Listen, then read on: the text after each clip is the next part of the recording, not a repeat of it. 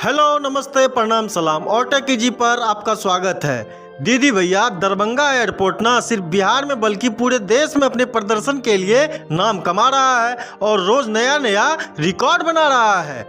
भैया भौजी, दरभंगा एयरपोर्ट अब मिथिला की नई पहचान बन चुका है और आर्थिक नजरिए से भी उड़ान योजना के तहत सबसे ज्यादा मुनाफा देने वाला एयरपोर्ट बन गया है। ऐसे में चचा फूफा, एक आशंका लोगों के मन में जन्म ले रही है। क्या आने वाले दिनों में दरभंगा एयरपोर्ट को भी मुंबई और लखनऊ की तर्ज पर उद्योगपति गौतम अडानी को बेच दिया जाएगा?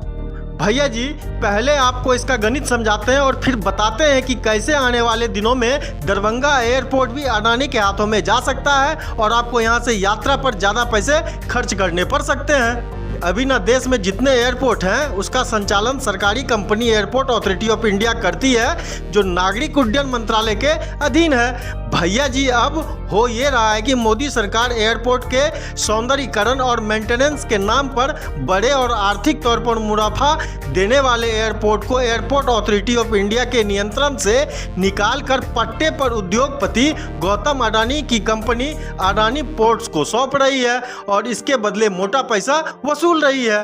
चचा, कहने का मतलब ये हुआ कि जो एयरपोर्ट अब तक सरकारी हुआ करता था उसका प्राइवेटाइजेशन कर मोदी सरकार उसे उद्योगपतियों को बेच रही है और उससे पैसा कमा रही है। अब ऐसे में आशंका है कि आर्थिक तौर पर बेहद सफल और एक साल से भी कम समय में देश भर में नाम कमा चुके दरभंगा एयरपोर्ट पर भी तो अडानी और सरकार की नज़र नहीं है। जीजा फूफा, दरभंगा एयरपोर्ट का निर्माण एयरपोर्ट अथॉरिटी ऑफ इंडिया ने किया है और यह अभी भी उसी के नियंत्रण में है और इसका सफलतापूर्वक संचालन भी हो रहा है।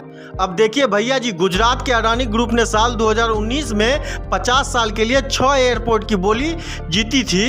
इसके तहत वह इन एयरपोर्ट को ऑपरेट और मैनेज करेगी।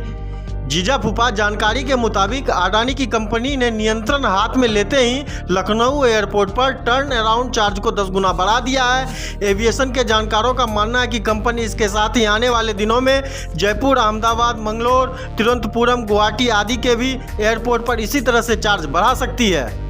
मौसा मौसी, दरअसल इस चार्ज के बढ़ाने से यात्रियों पर सीधे तो फर्क नहीं पड़ेगा, लेकिन जब एयरलाइंस कंपनियों से यह चार्ज वसूला जाएगा तो वह इसे यात्रियों से वसूल कर सकती है। टर्न अराउंड चार्ज मतलब विमानों की आवाजाही और अन्य चार्जों से है जो विमान कंपनियों को देना होता है और फिर इसे एयरलाइंस कंपनियां यात्रियों से टिकट पर वसूल लेती है। अब देखिए भैया जी, आपके मन में यह सवाल उठ रहा होगा कि तब तो जो सरकारी एयरपोर्ट है और जिसका पट्टा अडानी समूह ने लिया है उसमें एयरपोर्ट के चार्ज में अंतर होगा। जी हाँ भैया जी, बिल्कुल अंतर होगा। भैया भौजी, देश के बाकी एयरपोर्ट पर जो भी चार्ज है वो या तो सरकार तय करती है या फिर एयरपोर्ट इकोनॉमिक रेगुलेटरी अथॉरिटी तय करती है। यह अथॉरिटी ग्राउंड हैंडलिंग कंपनी है जो चार्ज को बढ़ाने का काम करती है, लेकिन अब जहाँ जहाँ अडानी समूह ने बोली जीती है वहाँ वो चार्ज को तय करती है।